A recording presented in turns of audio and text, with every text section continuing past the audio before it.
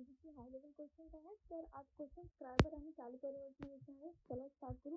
तर पहिला क्वेश्चन काय म्हणजे आणि हे क्लासेस खूप फास्टमध्ये घेणार आहे क्वेश्चनचे, बिकॉज 10-15 मिनिटामध्ये खूप सारे क्वेश्चन्स आपले झाले पाहिजे. आणि खूप सारे जे स्टुडंट्स आहेत ना ते मला माहिती आहे की असंच होणार आहे. जसं मी सांगत आहे की आता 15 मिनिटात त्यांना हॉलमध्ये जायचं आणि स्टील ते बाहेर एक्झाम सेंटरच्या बाहेर थांबून हे व्हिडिओ बघायचा. तर मला सगळ्या सिच्युएशन माहिती असते स्टुडंटची, म्हणून मी इतकी फास्टमध्ये बोलत आहे, फास्टमध्ये सगळ्या गोष्टी सांगत आहे. आणि तुमचा जर अभ्यास झाला असेल तुम्हाला ही स्पीड पण काही वाटणार नाही. ओके, चला स्टार्ट करू. पहिला क्वेश्चन काय म्हणते, स्क्रायबर्स इम्पॉर्टंट आहे, क्वेश्चन विचारू शकते. तर what is the name of the tool shown in the figure. तर हे स्क्रायबर आहे. ठीक आहे, काय आहे, स्क्रायबर आहे. आणि हा कोणत्या टाईपचा स्क्रायबर आहे, तर हा प्लेन टाईप स्क्रायबर आहे.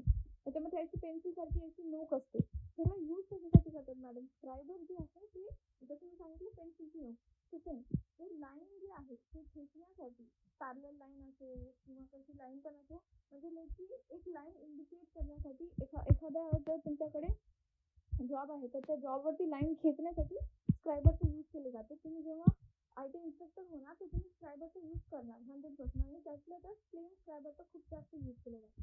तुम्ही लक्षात ठेवा. तर हे काय आहे, स्क्रायबर आहे. ह्याच्या इकडे पॉईंट असं एकदम खूपच असं बारीक पॉईंट असते, एकदम जसं का तीक्ष्ण पॉईंट असते. Okay, next question, which material use to make scriber. तर स्क्रायबर बनवण्यासाठी आपण हाय कार्बन स्टील यूज करतो. लक्षात ठेवा, प्रत्येक जागी हाय स्टील यूज नाही करणार आपण. इथे काय यूज करणार आहोत, हाय कार्बन स्टील. तर हाय कार्बन स्टील हे लक्षात ठेवा आणि लिहून ठेवा कुठेतरी आणि त्याचं बार डिवाइड करत राहा. What is the use of divider.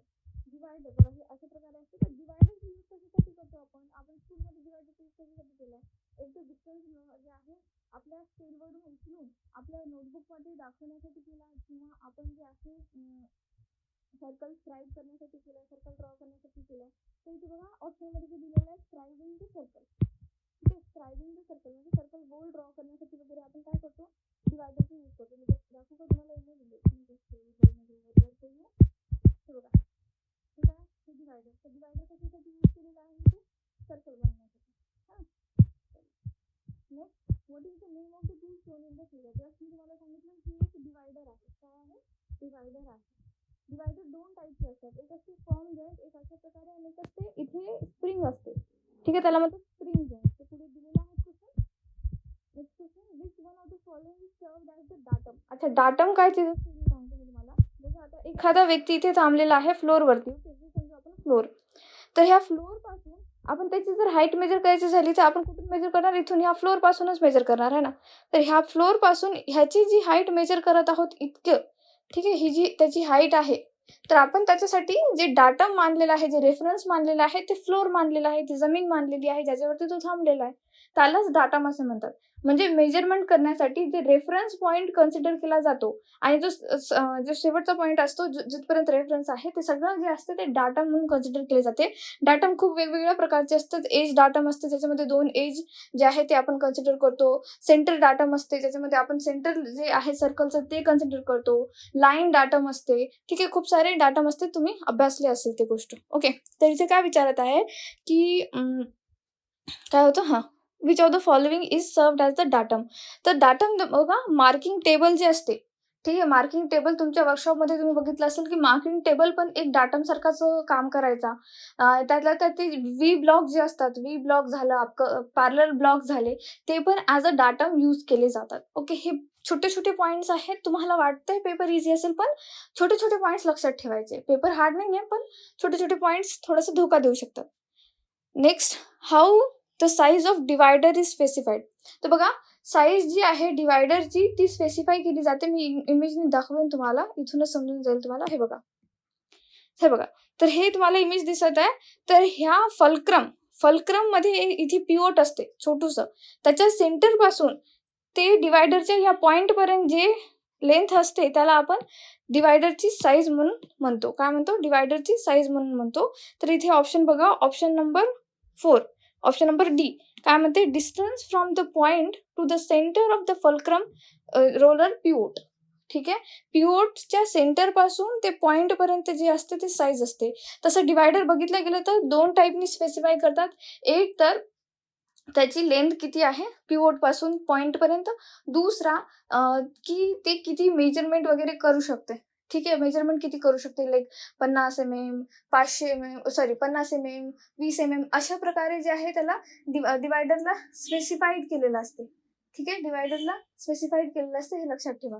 वाटलंच तर पॉईंट तुम्ही लिहून घ्या. ठीक आहे, वाटलंच तर हे पॉईंट तुम्ही लिहून घ्या की जे साईज असतात डिवायडरचे, ठीक आहे, जे साईज असतात डिवायडरचे ते खूप डिफरंट रेंजमध्ये असतात. 50 mm पासून ते 200 mm पर्यंत असते. ठीक आहे, 50 mm पासून 200 mm म्हणजे इतकं आपण त्याच्या थ्रू जे आहे मेजरमेंट उचलून आपल्या स्केलवरून आपल्या जॉबवरती घेऊ शकतो. ओके, हे डिवायडर कसं काम करते, इनडायरेक्ट एक डिव्हाइसच आहे. ठीक आहे, इनडायरेक्ट मेजरमेंट डिव्हाइस, कारण आपण स्केलवरून आपलं मेजरमेंट उचलतो आणि जॉबवरती ठेवतो, म्हणून हे एक इनडायरेक्ट मेजरमेंट डिव्हाइस पण आहे. आपल्याला एक्झाममध्ये क्वेश्चन येऊ शकते. ठीक आहे, next question, which punch mark is use to make to seat the driver point. अच्छा, सेटिंग करण्यासाठी. ठीक आहे, डिवायडर पॉईंट होते. आता सपोज हे काहीतरी एक जॉब आहे. ठीक आहे, इथे आपल्याला डिवायडर ठेवायचा, डिवायडरचा पॉईंट ठेवायचा आहे, तर तिथेच ठेवायचा म्हणून आपण कोणता पंच यूज करणार आहोत. ठीक आहे, एक पंच मार्क असते. पंच मार्क 3 टाईपचे असतात, 60 डिग्री, 30 डिग्री, 90 डिग्री. पण डिवायडरसाठी आपण 30 डिग्री जे आहे प्रिक पंच मार्क यूज करतो. कोणतं? 30 डिग्री प्रिक पंच मार्क. डिवायडरचा आपल्याला सेंटर, जिथे आपल्याला डिवायडर ठेवायचं आहे त्याचं सेंटर पहिल्यांदा आपल्याला बघावं लागेल ना, असंच नाही तर आपण सांगू शकणार. तर त्याच्यासाठी आपण जे आहे प्रिक पंच मार्क 30 डिग्रीचा एकदा होल करतो छोटूसा, आणि मग त्याच्यामध्ये आपला डिवायडर ठेवतो आणि मग सर्कल ड्रॉ करतो. Okay, next question, which is use to sharpen the divider points. ठीक आहे, आता हे जे डिवायडर आहे, ठीक आहे, डिवायडर आहे, ह्याचे जे हे पॉईंट्स आहेत, हे पॉईंट्स जर शार्पन करायचे असेल तर काय करायचं, तर तिथे ग्राइंडर पण यूज करू शकतो आपण, ग्राइंडिंगचा पण उपयोग घेऊ शकतो, किंवा कटरचा वगैरे उपयोग घेऊ शकतो, काही हरकत नाही त्याच्यामध्ये. पण काय होते ना, की जे डिवायडरचे जे लेग्स आहेत, जे पॉईंट्स आहेत, ते खूप सॉफ्ट होऊन जातात जर ते ग्राइंडरने आपण त्याला शार्प केलं तर. म्हणून मोस्टली जे डिवायडर आहेत ते ऑइल स्टोननी, ठीक आहे, मोस्टली काय ऑइल स्टोनच यूज केलं जाते आणि स्वस्तही पडते, तर ऑइल स्टोन यूज केलं जाते डिवायडरचे जे कोनी आहेत, डिवायडरचे जे पॉईंट आहेत ना, त्यांना शार्पन ठेवण्यासाठी. हे एक्झाममध्ये क्वेश्चन बनलेला होता, इस्रोच्याच एक्झाममध्ये हे क्वेश्चन विचारलेला आहे, तर प्लीज हे खूपच लक्षात ठेवा. ठीक आहे, खूपच इम्पॉर्टंट आहे हा question. Next question, which datum is shown in the figure. Me just तुम्हाला सांगितलं की डाटम डिफरंट टाईपचे असतात, तर हा जे डाटम दाखवलेला आहे हा एज डाटम आहे. ठीक आहे, एज डाटम आहे, एका एज पासून दुसऱ्या एज पर्यंत मेजरमेंट केलं जात आहे, तर हे काय आहे, एक एज डाटम आहे. ओके, तर इथे option C is the right answer over here. Next, which datum is shown in the figure. पुन्हा विचारलं बघा, तर हे जे आहे हे सेंटर डाटम आहे. ह्या सेंटरपासून ह्या सेंटरपर्यंत आपण मेजरमेंट करत आहोत, तर इट्स अ सेंटर डाटम. हे सेंटरपासून हे सेंटरपर्यंत जे मेजरमेंट होत आहे हे काय, हे सेंटर डाटम आहे. लाईन डाटम पण असते, एक लाईन अशी खेचलेली आहे, दुसरी लाईन अशी खेचलेली आहे, मग ह्या लाईनमध्ये जे मेजरमेंट असते त्याला आपण लाईन डाटम असे म्हणतो. तर इथे काय आहे, हा कोणता आहे, सेंटर लाईन डाटम. खूपच इझी होत आहे, बघितल्या सांगितलं असतं तुम्ही. इथे एज डाटम मध्ये थोडासा आपल्याला कन्फ्युजन होऊ शकतो. नेक्स्ट क्वेश्चन, कॅलिपरवरून. ठीक आहे, कॅलिपर्स खूप सारे डिफरंट टाईपचे कॅलिपर्स असतात. कॅलिपर मेनली डिवाइड केलं जाते, हे बघा, हे असते स्प्रिंग कॅलिपर. ठीक आहे, स्प्रिंग असते इथे वरी, आणि हे असते फर्म एंड कॅलिपर. ठीक आहे, spring calliper and firm end calliper हे दोन असे मुद्दे असतात मेन, ज्याच्याने हे स्पेसिफाईड केले जाते. सेकंड, त्यांचे लेग्स कशा प्रकारे आहेत, त्यांचे पाये कशा प्रकारे आहेत, त्याच्यावरून याला स्पेसिफाय करतो आपण. ठीक आहे, तर पहिला क्वेश्चन काय म्हणते, what is the name of calliper shown in the figure. तर आता जस्ट जे हे सांगितलं मी तुम्हाला, हे स्प्रिंग कॅलिपर आहे. तर फर्म गेला, आता उरला स्प्रिंग. तर हे स्प्रिंग जॉईंट कॅलिपर आहे, पण हे आउटसाइड मेजरमेंटसाठी आहे.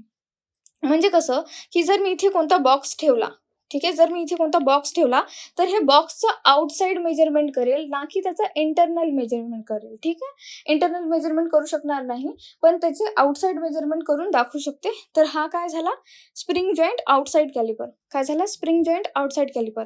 नंतर हे बघा, स्प्रिंग जॉईंटमध्येच हे इम्पॉर्टंट आहे, हे वाला जे पॉईंट आहे ते पण लक्षात ठेवा. इथे विचारलंच त्यांनी डायरेक्टली की हे जे पॉईंट एक्स आहे ह्याला काय म्हणतात.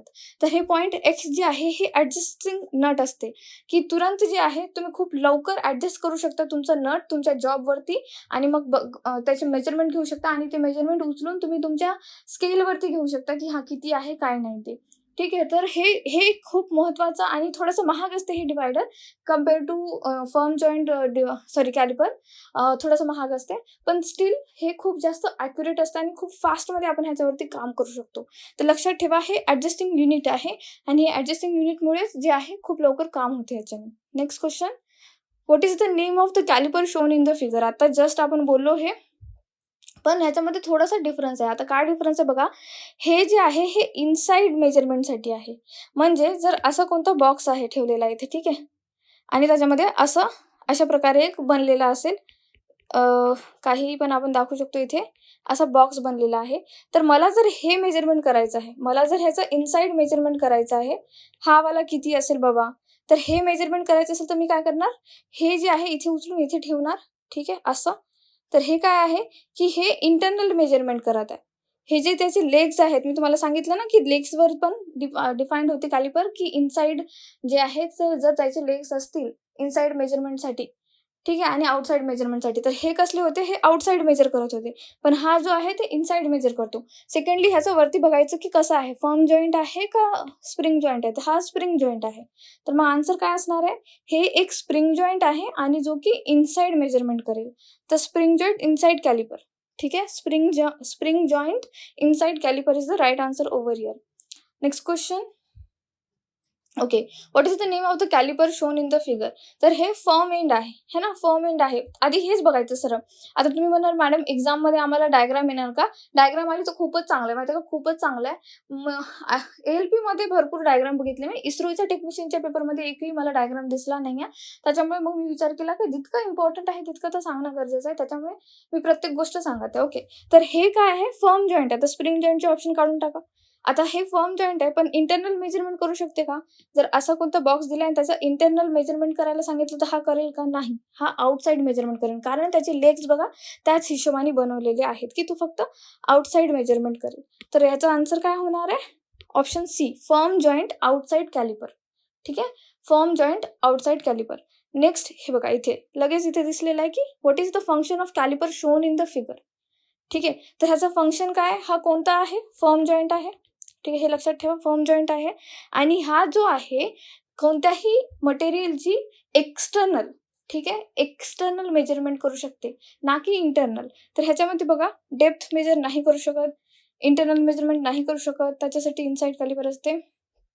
मेजरिंग अँग्युलर मेजरमेंट नाही, मेजरिंग एक्सटर्नल मेजरमेंट, है ना, option D is the right answer over here. तर असं तुम्ही एक्झाममध्ये पण ऑप्शन जे आहे एलिमिनेट करू शकता. भले तुम्ही कधी वाचलं नसेल लाईफमध्ये, स्टील तुम्ही ते एलिमिनेट करू शकता की पाहून अच्छा हे आउटर मेजरमेंटच करत आहे, इनसाइड करू शकत नाही.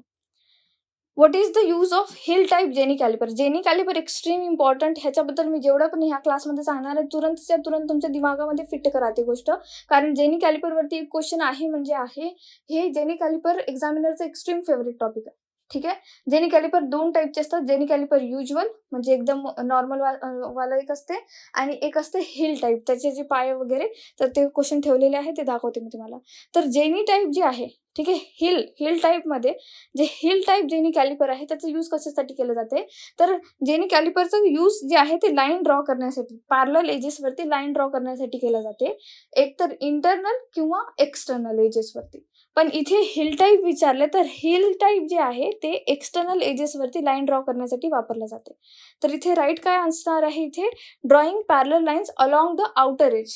ठीक आहे, आउटर एज कोणता बॉक्स असं सपोज हे, आणि इथे काहीतरी असं खाचा पडलाय, ठीक आहे, असं समजा, आणि इथे जर ते कॅलिपर ठेवलाय, ठीक आहे, तर हे कॅलिपर हे आउटर साईडला लाईन खेचणार आहे. ठीक आहे, आउटर साईडला लाईन खेचणार आहे, तर हे hill type jenny calliper.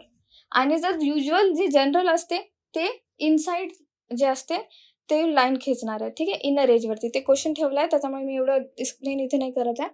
Next question काय म्हणते बघा, हे जस्ट मी तुम्हाला सांगत होते ना, हे अशा प्रकारे की इंटरनल मेजरमेंटसाठी. तर what is the function of calliper shown in the figure? तर हे जे कॅलिपर आहे कोणता आहे, स्प्रिंग टाईप आहे. ठीक आहे, स्प्रिंग जॉईंट आहे हे. तर हा जो आहे मेजरिंग इंटरनल मेजरमेंट करण्यासाठी हा जो आहे कॅलिपर यूज केला जातो. Next, what is the name of the tool shown in the figure? तर हे जेनी कॅलिपर आहे.